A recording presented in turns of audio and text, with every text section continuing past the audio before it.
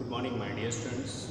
Yesterday I explained most of the important topics in front of you. Today I will discuss some more important topics. So please pay attention. Variety of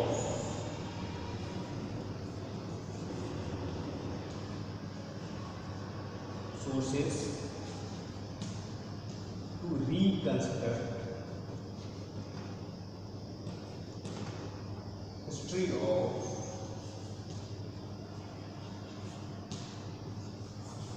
Mauryan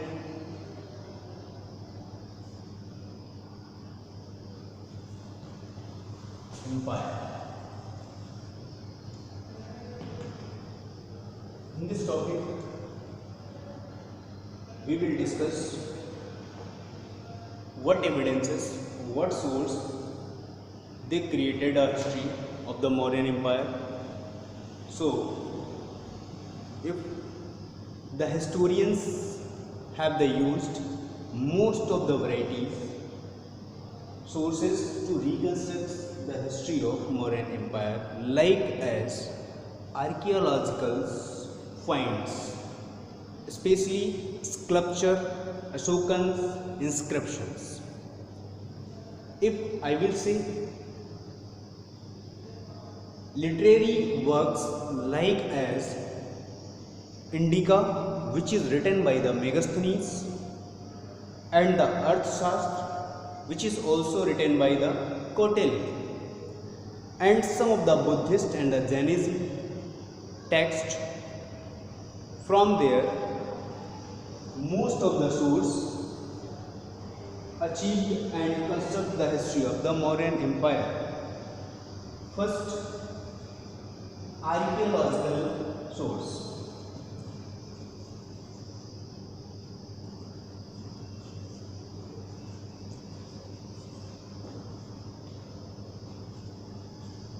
Like as a sculpture,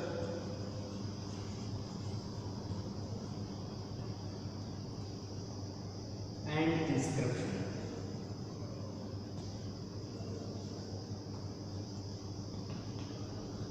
Second, literary work.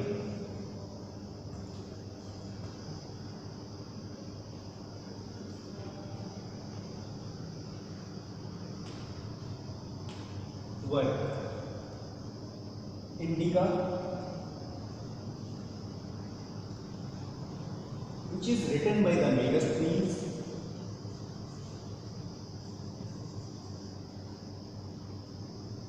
and Arthashastra,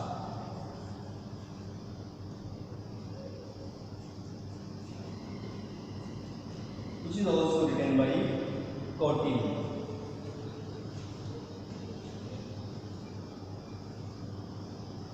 If I mean to say another Buddhist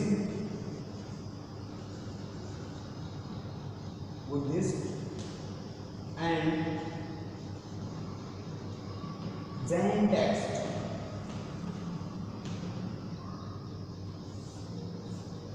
these are also helpful to reconstruct the history of the Mauryan Empire,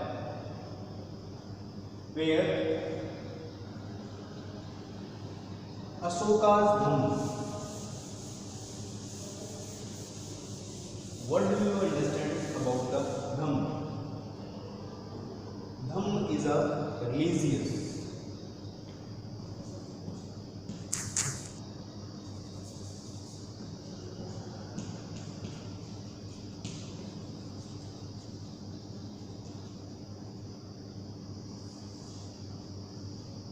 This is a religious practice. What was the practice of the Ashoka's Dham?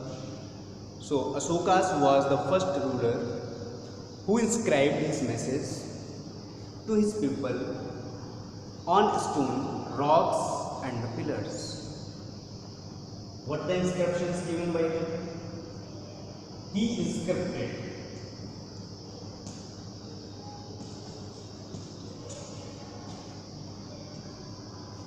about is dham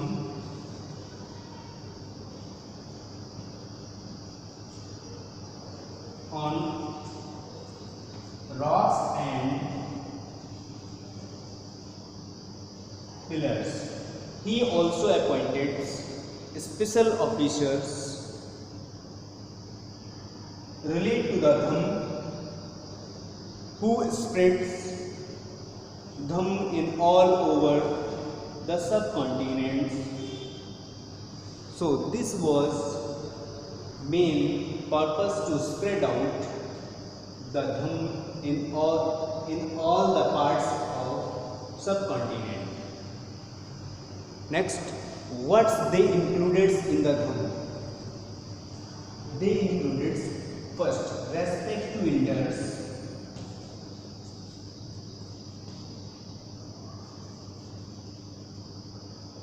respect to elders,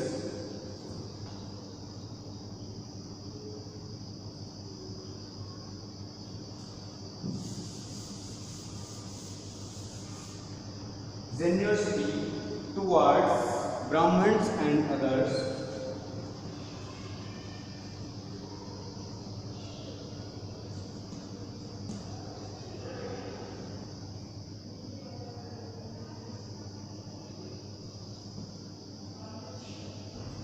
towards Brahmins and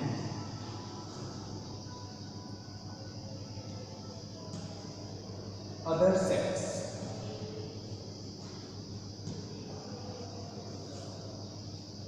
Means Brahman is the upper caste of the society, so he given the respects to the Brahman and other the religious preacher,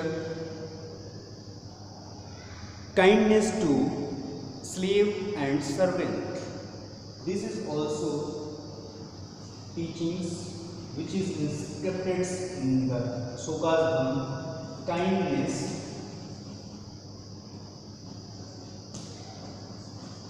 also involved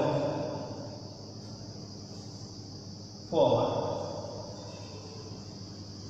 slaves and servants. Next and last points, religious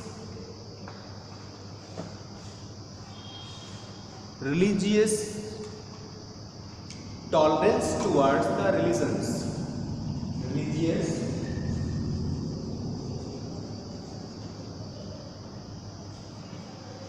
tolerance towards the other religion.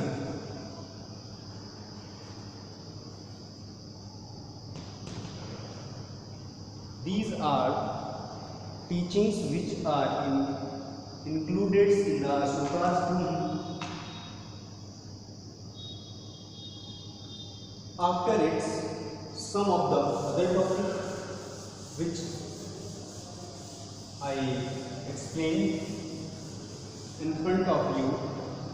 So I just move next topic, features of Mauryan administrative system.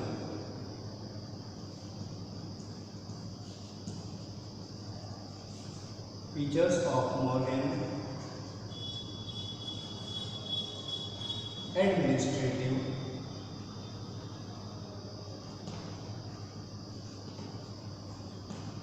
system.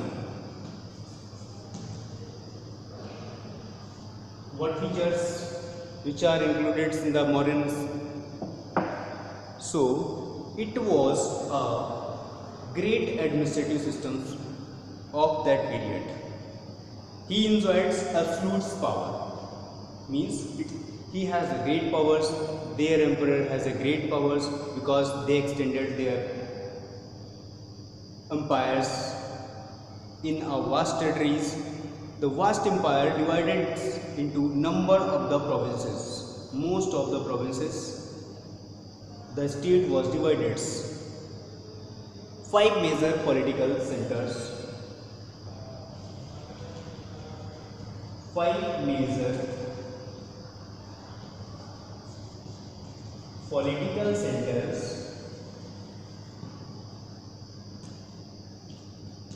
which tells us about the administrative systems of the Mauryans.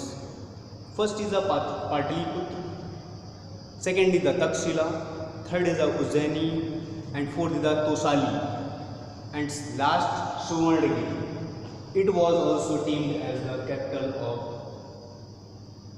Suvarnagiri, means now it is situated in the Karnataka. Today it is called the Kolar. सोने की खान, ठीक है, it is represented in front of you Suvarnagiri. What was the connection of these 5 political centers? First is Pataliputra,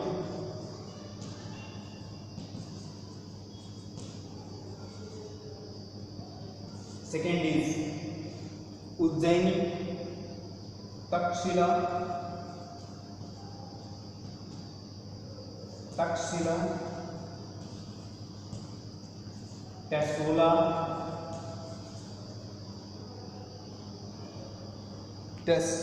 Tasali,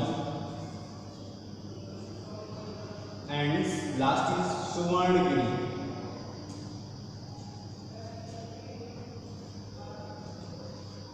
So these are the 5 centers. Here the long distance trades routed. These are connected by the trading systems, by the using the method of the trades, riverine route. This was most helpful for these economic centers and the political center also. Role of the subcontinents committees.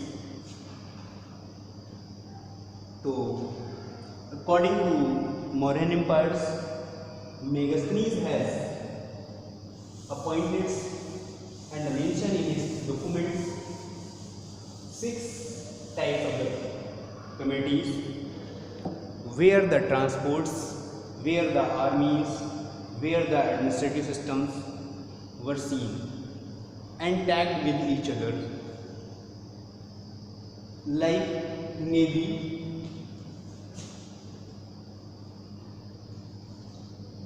transport,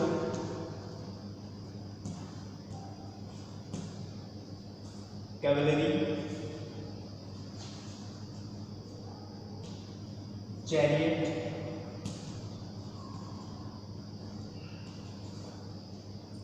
and elephants, infants.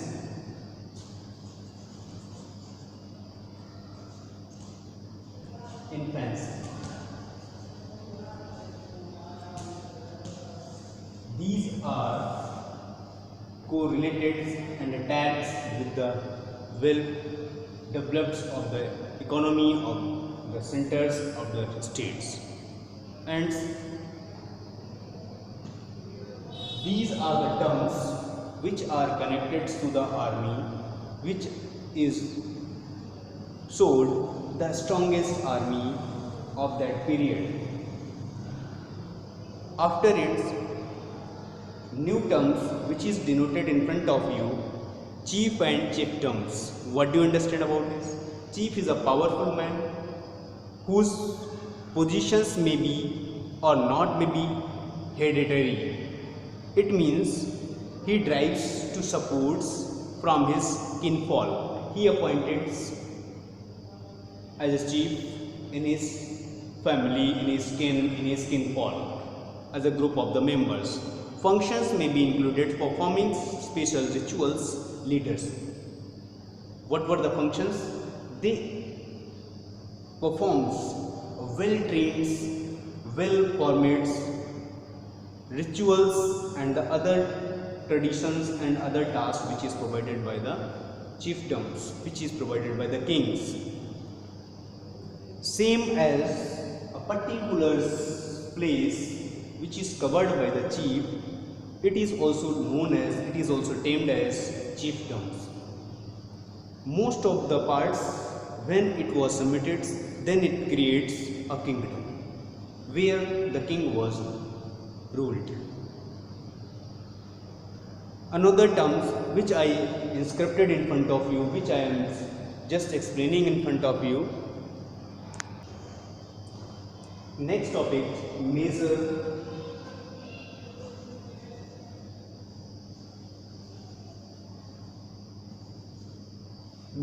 of Ashoka's to hold his empire.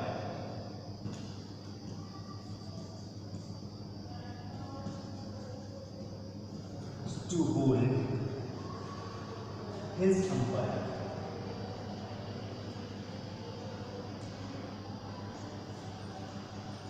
So most of the things, most of the measures which are included in it by the propagator's it is also based on the rituals, forms and the practices by the appointed special officers called the Mahaman, which is also known as to spreading the message of the Dham in all over the subcontinental parts. Next topic, new notions of the kings post-Mauryan period. New notion of kingship post-Mauryan period.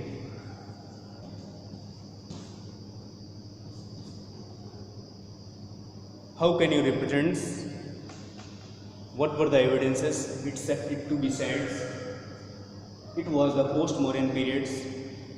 Then by the 2nd century BC, my opinions, new chiefdoms and new kingdoms emerged in the several parts of the subcontinent. Cholas, Cheras and the Pandyas in the Tamilkams were known for the Sangam textual documents. Kusans ruled over the vast kingdoms extending from Central Asia to North-West India. These are the some notions which are created a form of the post-Mauryan period, which are telling to you it was the period of post-Mauryans. Like as when we want to say, when we study of the 2nd century of the BC, it was the appointment of the chiefdoms and the ruling by the kings in several parts, which is appointed by the special officers according to the chief. In southern India, there were most of the dynasties were ruled over there, but the Mauryans visited them.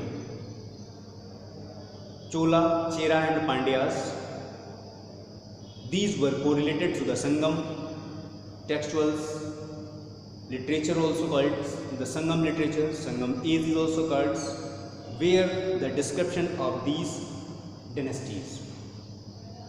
So it was also known as the Tamilkam, means Tamil's descriptions also inscribed by the Cholas, Cheras and the Pandyas literature. Kushan was great rulers ruled over a vast kingdom, where in a north and west India and the North Asia also. I mean to say, next topics I just explain in front of you. Divine King, what do you understand about it? Divine King. This is also termed as for the Ashoka. He was known as the Devanam Priyadasi, and to present themselves as superiors because need to the worshipped. So the Ashoka was need to the worships, he claimed. First claimed by the Kushans. He was Devaputra. Who said? Kushan said first Devaputra is also named as Ashoka. During the 4th century BC, Prashasti composed to praise kings in the Gupta periods. If I mean to say, if we will discuss about the Gupta period, it is also mentioned in the Prashasti. That was a great emperors during his ruling period. If I mean to say the Prayag Prashasti, it is also written by the Harishen and the Samudragupta in the Sanskrit textual format. So, next, changing of the countryside. Changing of countryside.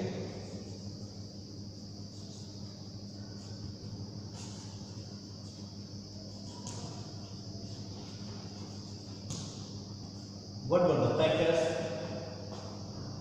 which were the tells us about what were the change of the country? Popular perception of the kings. This is also known as for this strategies for the increasing production. This is the main economical factors which is also included in the changing of emperorship, changing of the economic conditions of that period, and differences in the rural society. This is also changing of the conditions, means how the evolutions created in that period. And the land grants and the new rural elites, those who are landless, it was appointed, it was the land is given to the landless peoples to work out on that particular land which is provided by the kings. And what were the strategies for preparing of the agriculture productions? Use of the dip plowshares, introduction of the transplantation of the paddy. Those days the paddy is also come in fronts.